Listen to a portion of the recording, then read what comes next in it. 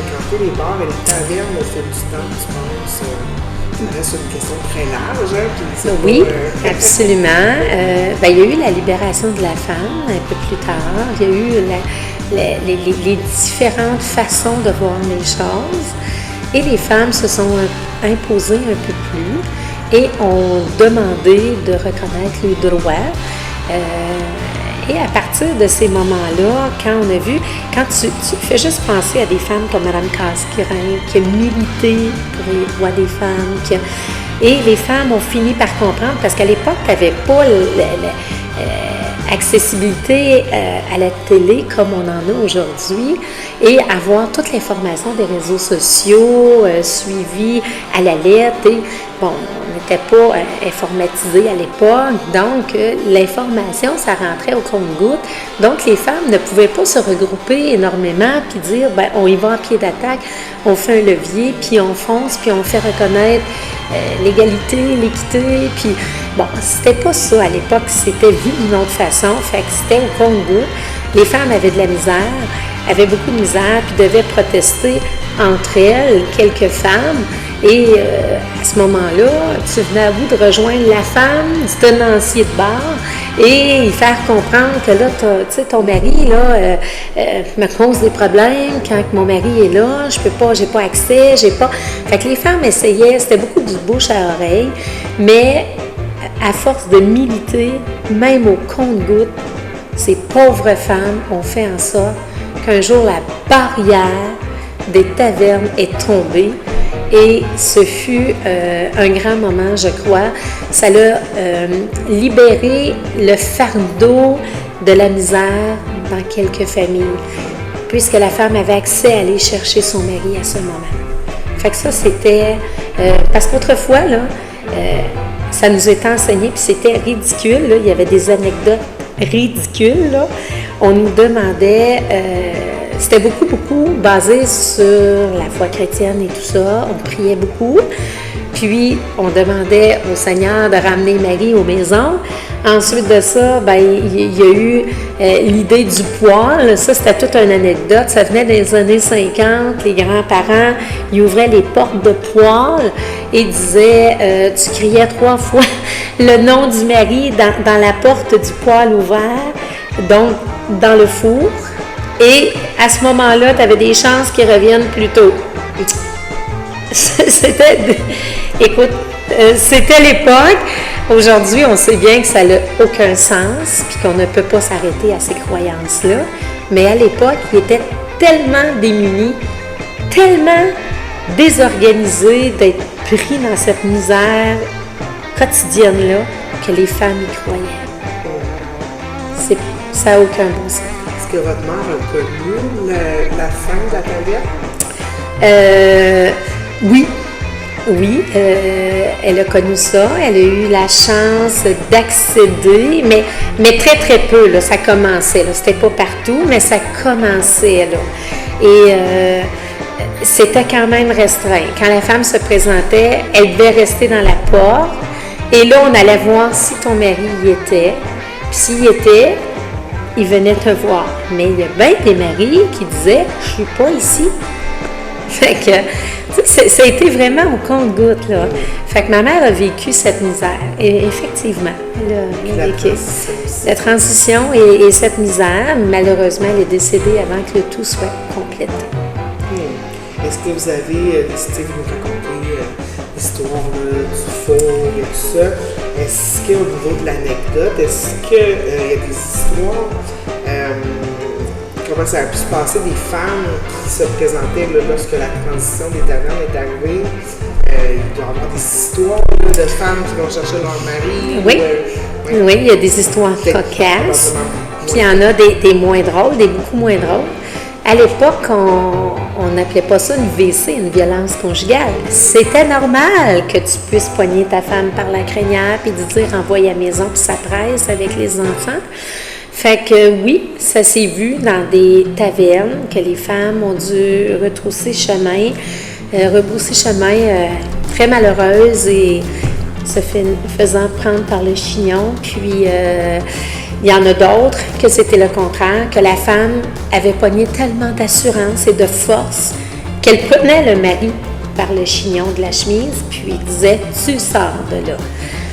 Bon, mais c'était vraiment là des... on a vu ces transitions-là. J'ai vu de mes yeux des choses allant avec, parce que les plus jeunes, on suivait tout le temps maman, aller chercher papa à la taverne et tout ça, puis dire « hey, tu t'en viens, puis c'est là », puis là, ou dire « tu me donnes les sous, puis il te reste que ça, puis quand tu auras fini ta bière ou 2 bières, tu reviens ». Fait que c'était ça, là. C'était vraiment triste et malheureux, mais ça faisait partie de la vie de l'époque. Puis c'est pas que j'avais pas un bon père, là. Mon père était un homme excellent, travaillant, était très malade et il en est décédé à 59 ans, fait que c'est la preuve.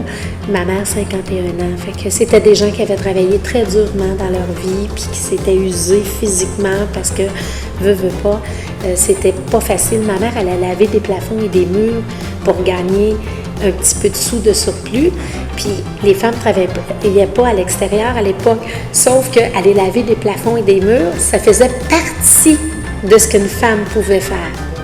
C'était naturel d'aller chez les voisins et laver les plafonds et les murs sur les voisins. Les gens qui étaient plus argentés à l'époque, qui avaient un peu plus de sous, avaient des bonnes de ménage. Donc, ma mère était appelée une fois semaine. Elle avait donné son nom là, pour laver des plafonds et des murs.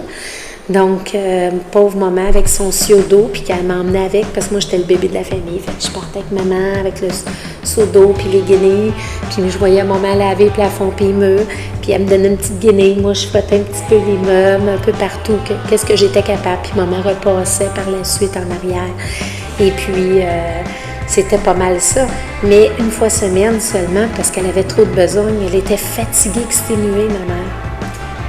Est-ce que cet argent-là, elle était ailleurs assurément ou elle devait le donner à votre Non. Cet argent-là faisait partie de ce qu'elle achetait, soit en nourriture ou pour les vêtements, ou on en avait besoin. Et puis souvent, on allait dans des comptoirs, comme le comptoir d'Emmaüs, ou ben non, parce qu'à l'époque, le centre du partage n'existait pas. Fait que c'était le comptoir d'Emmaüs ou Sœur Thomas sur la rue Élis. Donc, Sœur Thomas nous donnait l'accès d'avoir quelques vêtements. Des fois, pour 5 sous, tu pouvais avoir un beau sac de vêtements pour en habiller quelques-uns. Fait que, tu sais, ça pouvait aider. Fait que, je peux vous dire que jeune, j'ai marché dans les souliers de bien des gens que je n'ai pas connus, que je ne connaîtrai jamais parce que je ne sais pas à qui appartenait. Mais quand tu commences à marcher à un soulier qui est déjà déformé, c'est dur sur le corps, c'est dur sur la colonne. J'ai une rotoscoliose, moi, du bas de la colonne. Mais jeune, aller jusqu'à l'adolescence, j'ai marché dans les souliers de bien des gens. C'était ça la réalité. Concernant les problèmes que vous nommez, est-ce qu'il y a des choses dans la vie actuelle au niveau de l'égalité des sexes et la sécurité des femmes dans les établissements de bar? Là, maintenant, on sait que les tavernes n'existent plus. Qu'est-ce que vous pensez de ça aujourd'hui? Bien, en fait, ce qui a amené un peu plus de sécurité pour la femme, un peu plus de sûreté pour la femme, c'est qu'il y a des femmes qui travaillent maintenant dans les bars. Les femmes, donc, on peut s'identifier à une autre. Donc, on se dit, bien, si cette femme-là travaille ici, ça doit être assez sécuritaire pour que je puisse y venir également. Donc, ça, c'était le gros changement de la vie. En majorité, il y a eu une belle évolution dans notre région comme partout ailleurs. Et les femmes ont pu accéder dans les bars maintenant. Ils ont appelé ça les grilles au début parce qu'ils commençaient à accepter les femmes. Après ça, c'est devenu les bars. Puis maintenant, on ne voit plus ça, l'interdiction des femmes et tout ça. Sauf à certains endroits où les gens n'ont pas évolué. Et je cite,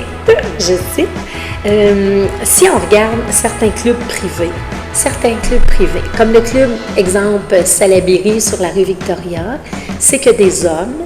C'est un club privé auquel tu dois payer une carte de membre pour accéder et les femmes ne sont pas admises. C'est incroyable qu'en 2024, qu'on ne peut pas avoir une place pour les femmes dans cet établissement. Puisqu'aujourd'hui, qu'on soit en politique, qu'on soit médecin, chirurgien, dentiste, nommez-les tous, Maintenant, la femme a sa place partout dans la société. Bon. Pourquoi que ces organismes-là, moi, quand je me fais répondre, il y avait des Jeannettes autrefois où il y avait des « on n'a pas le droit », il y a les comités des filles Isabelle, il y a des comités… Ça n'existe plus, ça, là, maintenant. Tu veux aller n'importe où, les hommes sont acceptés. Il y avait même main de femmes qui étaient que des femmes. Puis si on a une soirée ou quelque chose d'organisé, un homme peut très bien rentrer maintenant dans l'organisme puis venir faire son tour. Et bon, ça ne veut pas dire que les femmes ne sont pas bien protégées à l'organisme. C'est pas ça du tout. Il faut avoir un éveil d'esprit. Maintenant, l'égalité et l'équité de la femme. Et c'est pas croyable qu'il existe encore quelques clubs comme celui-là. Moi, je me dis, ouvrez et tendez la porte. Là, il y a une femme qui a pu y accéder. Une femme. Pourquoi? Parce qu'elle est députée, Madame Claude de Bellefeuille, que j'aime beaucoup d'ailleurs et que je salue d'ailleurs. Donc, elle a la chance d'être admise parce qu'elle est députée. Le jour où elle ne sera plus députée, elle ne pourra plus être admise. C'est ridicule. Ça n'a pas de bon sens. Moi, j'avais demandé d'acheter une carte de membre. Et, oh non, on ne peut pas acheter de carte de membre, on ne peut pas ouvrir ça à toute la population. C'est une chasse gardée. Ça, je trouve ça malheureux. Je me dis, je leur envoie un petit message du cœur, évoluer et laisser la place aux membres qui veulent. Vous savez, la femme, elle est très rassembleuse. La femme, c'est ce qui fait en sorte, quand on regarde, prenez les églises. Les églises sont vides. Qu'est-ce qui est dans l'Église maintenant? C'est les hommes. Les hommes ont toujours, c'était l'homme, c'était le prêtre, c'était l'abbé, c'était le curé, c'est le monseigneur, c'était l'image de l'homme. S'il y aurait eu des femmes qui auraient pu accéder à ces postes, moi je suis certaine qu'il y aurait plus de gens dans les églises. C'est les animatrices de pastoral, mais c'est souvent des femmes, c'est absolument. Absolument. Elles gardent encore les sacrements de l'Eucharistie et tout ça. C'est eux qui organisent les enfants encore. Parce que dans les églises, ça ne fonctionne plus, là. C'est malheureux, mais c'est comme ça. La femme, elle est rassembleuse, autant dans les organismes, autant partout dans notre société. On est des mères de famille, on a porté l'enfant, on a cette sensibilité-là, on a ce devoir-là qui nous est inné. Donc, la femme, elle est rassembleuse et la réussite, pour ceux qui sont dans ces organismes-là, bien, ouvrez vos horizons et voyez davantage que la place de la femme, l'ego de la femme, autant l'égalité et l'équité, respecter cette partie-là. On est des êtres humains comme vous les êtes. Merci à vous.